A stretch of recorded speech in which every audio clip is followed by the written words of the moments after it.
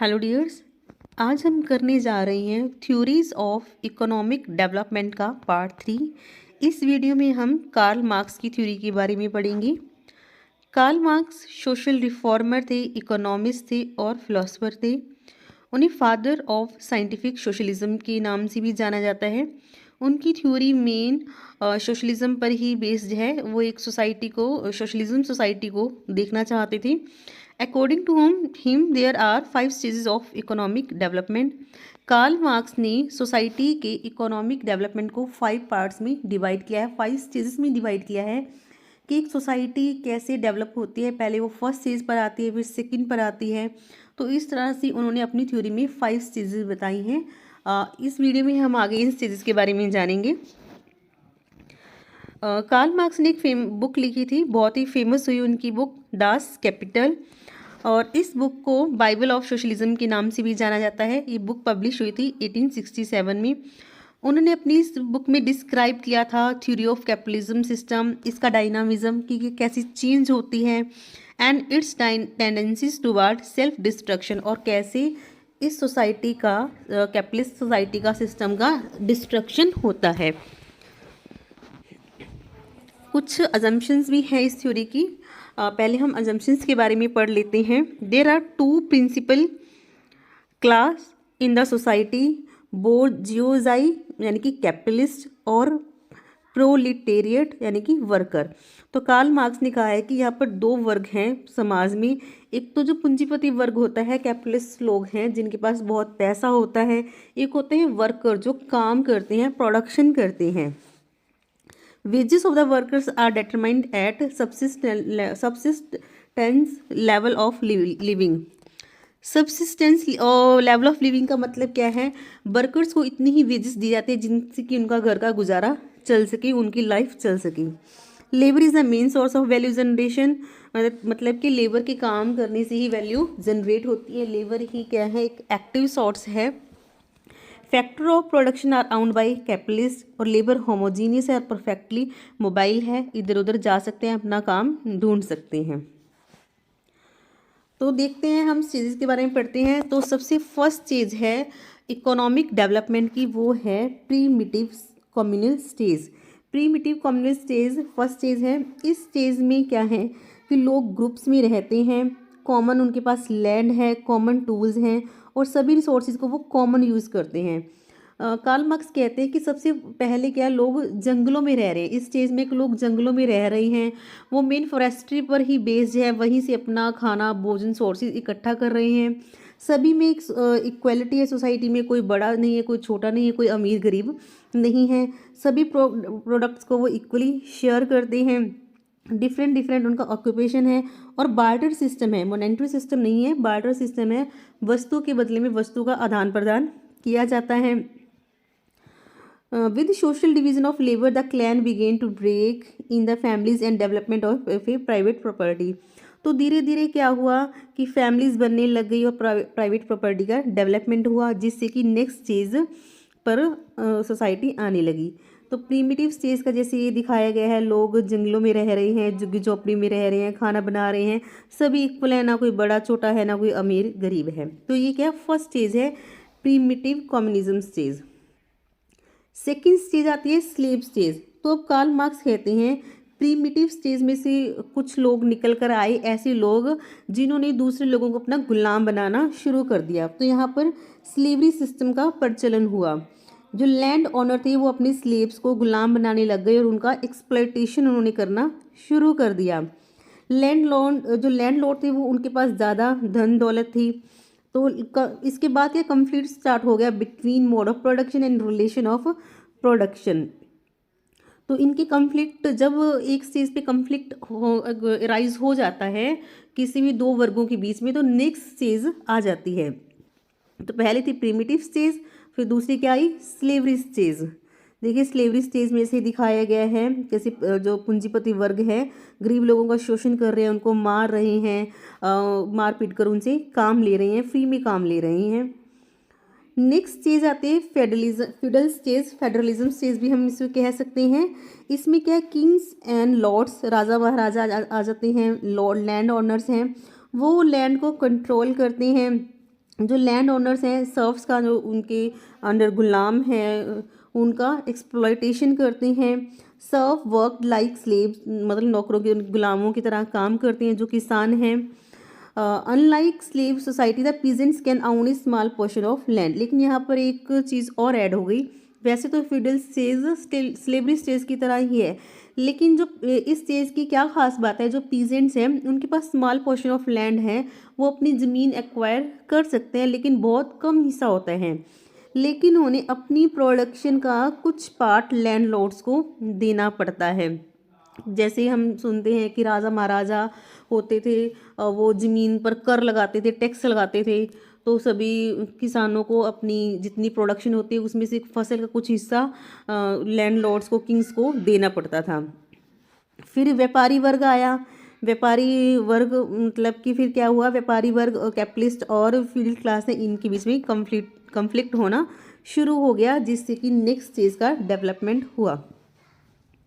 जैसे कि इस पिक्चर में दिखाया गया है कि एक पीजेंट है, किसान है, और इसकी पीठ पर ये व्यापारी वर्ग बैठा है, कैपिटलिस्ट बैठा है।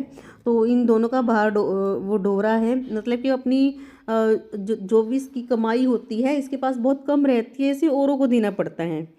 तो कार्ल मार्क्स कहते हैं इन 3 स्टेजेस को सोसाइटी क्रॉस कर चुकी है।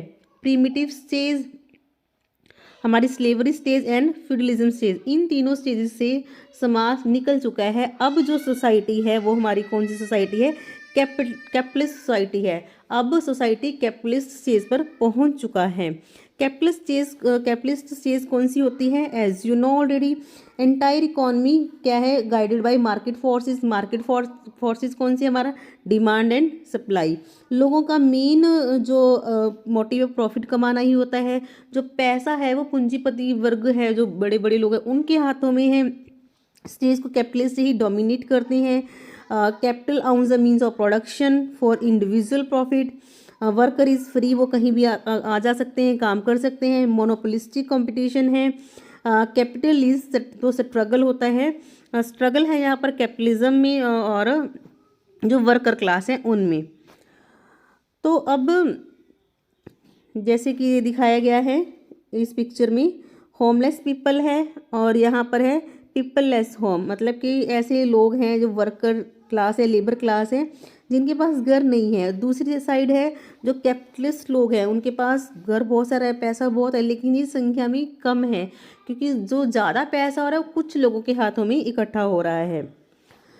तो अब यहाँ पर कार्ल मार्क्स क्या कहते हैं, जो कैपिटलिस्ट लोग हैं और जो लेबर क्लास है, इन दोनों के बीच में क्या हो जाता है, कन्फ्लिक्ट होना शुरू हो जाता है।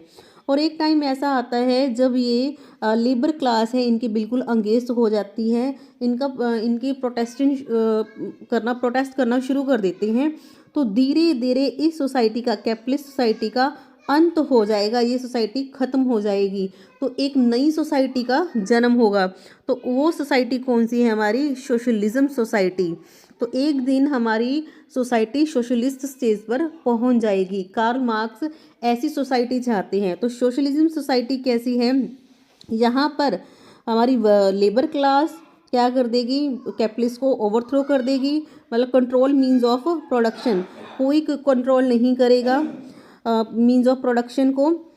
जो सोर्सेज का एलोकेशन किया जाएगा अकॉर्डिंग टू पीपल्स नीड, लोगों की नीड के अकॉर्डिंग एलोकेशन किया जाएगा।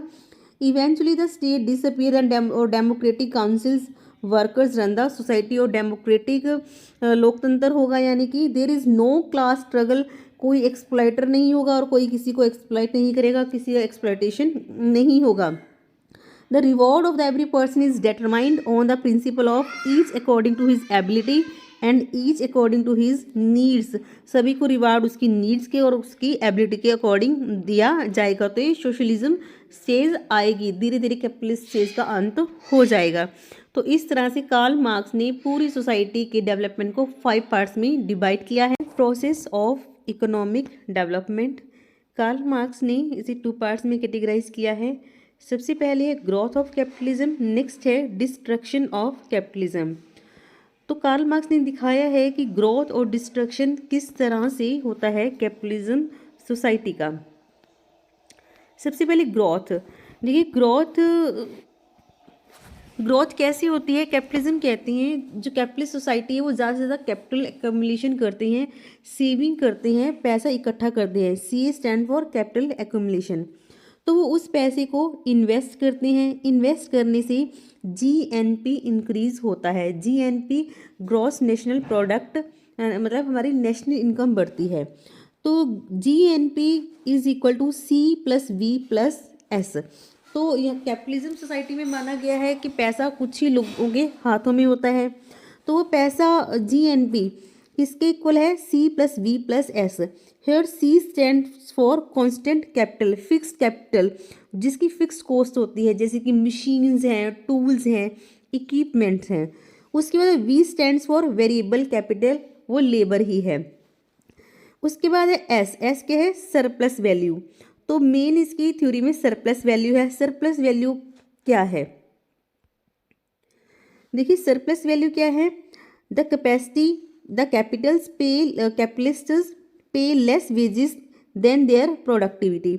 जो कैपिटलिस्ट लोग हैं वर्कर्स को उनकी प्रोडक्टिविटी से लेस पे करते हैं। जैसे फॉर एग्जांपल वर्कर्स की प्रोडक्टिविटी की जो वैल्यू है वो 100 रुपीज़ है, लेकिन उनको पे कितना किया गया है? 70 रुपीज़। तो डिफरेंस कितना हुआ? 30 रुपीज़। यानी कि 30 रुपीज़ कैपिटलिस्ट ने अपने पास रख लिए। उनसे काम तो लिया, बहुत सारा काम लिया, जिसकी वैल्यू 100 रुपीज़ है। उनको 100 रुपीज़ पे करने चाहिए थे, लेकिन 70 रुपीज़ पे किए। तो 30 रुपीज़ क्या है? सरप्लस वैल्यू है। तो कैपिटलिस्ट वही गुड्स प्रोड्यूस करना पसंद करते हैं, पसंद करते हैं जिनसे उनको ज़्यादा से ज़्यादा उनकी सरप्लस वैल्यू जनरेट हो, rather than socially consumed values. यहाँ पर आपको कुछ फॉर्मूलाज लर्न करने पड़ेंगे। Rate of surplus value is equal to S divide by V into 100। Rate of profit is equal to S divide by C plus V. Here C stand for total capital into 100। उसके बाद है destruction of capital. Growth का हमने देखा, growth कैसी हो रही है, पैसा कैसे आ रहा है, कांस्टेंट कैपिटल गई प्लस वेरिएबल कैपिटल गई प्लस सरप्लस। उसके बाद डिस्ट्रक्शन ऑफ कैपिटलिज्म। तो कैपिटलिज्म सोसाइटी का धीरे धीरे डिस्ट्रक्शन हो रहा है। उसे जानने से पहले हमें दो टर्म्स के बारे में जानना पड़ेगा, organic composition of capital and reserve army of labour. इन दोनों रीजंस की वजह से ही कैपिटलिज्म का डिस्ट्रक्शन होता है। सबसे पहले क्या है? Organic composition of capital, C divide by V, constant capital divide by variable capital. देखते हैं क्या है कैपिटलिज्म का। जो कैपिटलिज्म सोसाइटी है इनका मेन मोटिव क्या होता है? प्रॉफिट कमाना। तो वो क्या करते हैं? लेबर सोसाइटी को रिप्लेस करना शुरू कर देते हैं with machines, tools and equipments. लेकिन उनकी जो सरप्लस वैल्यू किससे जनरेट होती है? लेबर से। तो वो क्या कर रहे हैं? मशीन्स को, इक्विपमेंट्स को, उनको मतलब रिप्लेस कर रहे हैं, वर्कर्स को मशीन्स और इक्विपमेंट्स वगैरह लगा रहे हैं। तो by using more constant capital, जो उनकी सरप्लस वैल्यू है वो कम हो जाती है। तो इसी को हम क्या कहते हैं? Organic composition of capital. There is inverse relation between organic composition of capital and profit. कैसे है देखिए ध्यान से। If C divide by V increase होता है, मतलब कि कांस्टेंट कैपिटल ज़्यादा लग रही है, वेरिएबल कैपिटल कम हो रही है, तो सरप्लस वैल्यू क्या हो रही है? कम हो रही है। कांस्टेंट कैपिटल ज़्यादा लग रही है और जो वेरिएबल कैपिटल है वो कम लग रही है, इनका रेशियो ज़्यादा आ रहा है। तो मतलब क्या है? सरप्लस वैल्यू कम हो रही है तो प्रॉफिट क्या हो रहा है? कम हो रहा है। If C divide by V decrease होता है, इसका मतलब क्या? कांस्टेंट कैपिटल कम लग रही है लेकिन वेरिएबल कैपिटल को ज़्यादा यूज़ किया जा रहा है, तो मतलब सरप्लस वैल्यू इंक्रीज हो रही है, इसलिए प्रॉफिट इंक्रीज होता है। क्योंकि कार्ल मार्क्स कहते हैं जो कैपिटलिस्ट है उनका वैल्यू जनरेशन किससे होता है? सरप्लस वैल्यू से होता है। उनका पैसा किससे बढ़ता है? सरप्लस वैल्यू से बढ़ता है। अगर सरप्लस वैल्यू इंक्रीज होते तभी प्रॉफिट इंक्रीज होता है। इसलिए कहा गया है ऑर्गेनिक कंपोजिशन ऑफ कैपिटल और प्रॉफिट में इनवर्स रिलेशनशिप होता है। नेक्स्ट है reserve army of labour. Reserve army of labour में क्या है? कार्ल मार्क्स कहते हैं कि जो कैपिटलिस्ट हैं वो लगातार वर्कर्स को रिप्लेस किए जा रहे हैं। तो फिर क्या होता है? लेबर अनएम्प्लॉयड हो जाती है। तो अनएम्प्लॉयड लेबर को क्या कहा गया है? Reserve army of labour. तो वो क्या करते हैं, अनएम्प्लॉयड जो लोग हैं, रिजर्व आर्मी ऑफ लेबर है, वो यूनियन बना लेते हैं और कैपिटलिस्ट हैं उनके अंगेंस्ट चले जाते हैं, उनका विद्रोह कर देते हैं, उनके विरुद्ध हो जाते हैं। तो इस तरह से धीरे धीरे कैपिटलिस्ट सोसाइटी क्या होती है, ख़त्म हो जाती है, ख़त्म हो जाएगी, एक नई सोसाइटी का जन्म होगा। तो होप आपको ये समझ आया होगा। तो हम कह सकते हैं कि कार्ल मार्क्स की थ्योरी है सोशलिज्म सोसाइटी पर बेस्ड है। अगर आपको वीडियो अच्छी लगी होगी तो वीडियो को लाइक कीजिएगा, शेयर कीजिएगा, चैनल को सब्सक्राइब कीजिएगा। थैंक